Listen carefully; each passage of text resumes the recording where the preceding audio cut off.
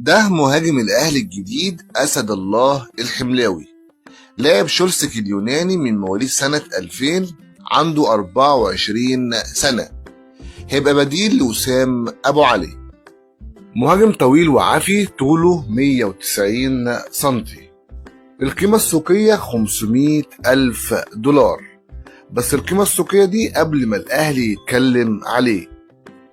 كل حياته في الدوري السويدي والدوري البولندي والدوري اليوناني.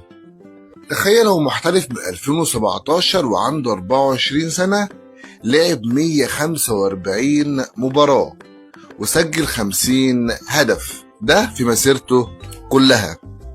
كل الأخبار بتشيد إنه مهاجم واعد وإن شاء الله يكون خير للأهلي. تعال أقول لك مميزات أسد الله الحملاوي. أسد الحملاوي أولا صغير وطويل، وده إن شاء الله يفيدك مستقبليا.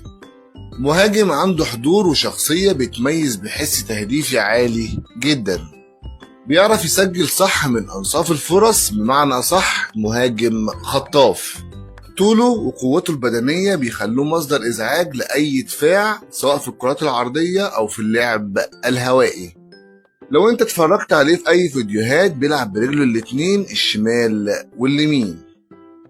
اسد الحملاوي مهاجم لازم الاهلي يجيبه.